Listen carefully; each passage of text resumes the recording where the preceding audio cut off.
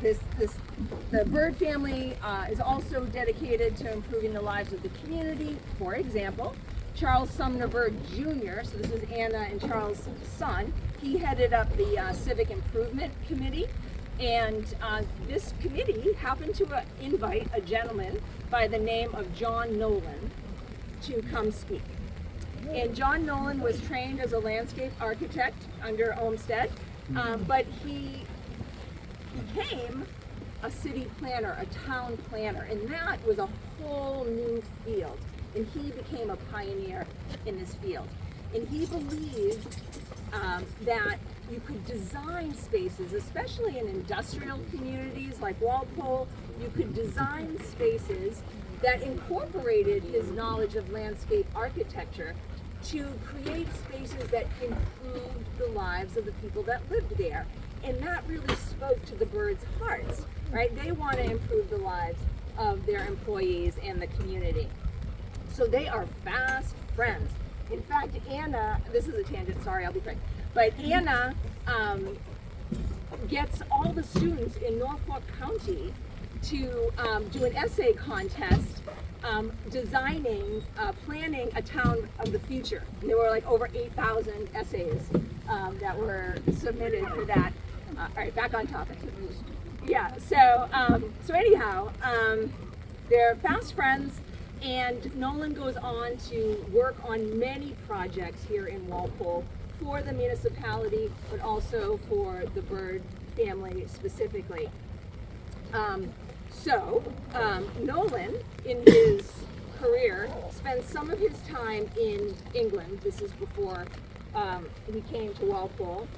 And in England, he comes across this planning method, this design model. It's called the Garden City Movement. And he loves this idea because it combines the best of country and town living.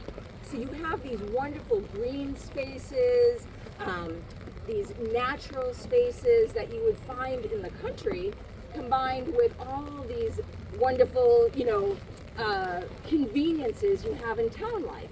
So you can plan to incorporate the church, the bank, as well as create natural spaces and green spaces.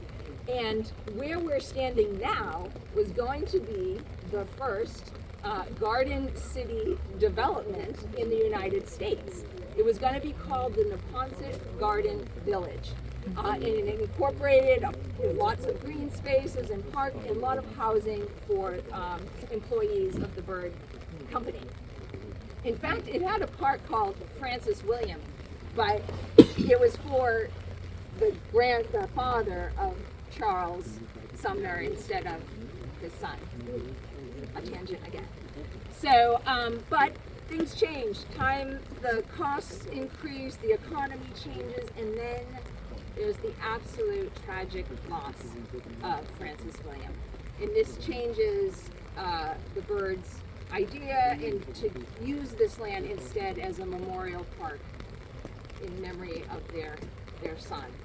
And I have to say, though, they still had their employees and the community in mind, because they purposefully designed it to incorporate different New England landscapes, because at the time people are not taking their families on vacation here or there to see the different sites. So they brought the sites to the people. So the park is purposefully designed to incorporate New England woodland, New England meadow, New England pond, and even New England seaside, which I will talk about more later. We can actually, if we can go back on stage again, I can show you some photos I have of this music court, the activities. When we were first starting, this wasn't going to be the route. So, but while we're all standing here, I think I'll just go into the music court. Where we're standing now, there's the music court. So when they were designing, they wanted the spiritual uplift of nature, but they also recognized the social and the physical benefits that came with recreation. So where we're standing now is really where most of the formal recreation was designed. So the music court which we're at right here, you can see the court. You could have performances on the front. I don't know what the front and back is, but let's just say this is the front, and to face out into for very large events like the one today that unfortunately the weather didn't cooperate with. Or you could have performances on the back side of the stage, and folks could sit on the other side. Where the courts are now, the courts have always been.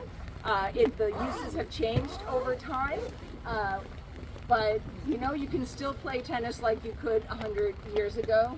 The playgrounds have changed over time. The first one I think was back there. Mike mentioned the one that was by Walcott Ave. And so where the playgrounds have been has changed over time. It's been here, I think probably for the longest amount of time, and I can tell you, this is the most popular playground in the area, hands down. People come from all over to use this playground. It's extremely popular. So there are some photos I have in the courtyard of activities that would take place here 100 years ago. There's chess, there's parcheesi, there's folks tug of war, there's all sorts of games. In fact, if I had my druthers, we would be reenacting the games like who could run backwards the fastest. That would be a hoot. Probably involve an ambulance. And then filling the bottle. They had all sorts of games and stuff that would take place here in different festivals and whatnot. So maybe we should just carry on, and the photos will be here, and we can take a look on the way back. Does that sound good? Yeah.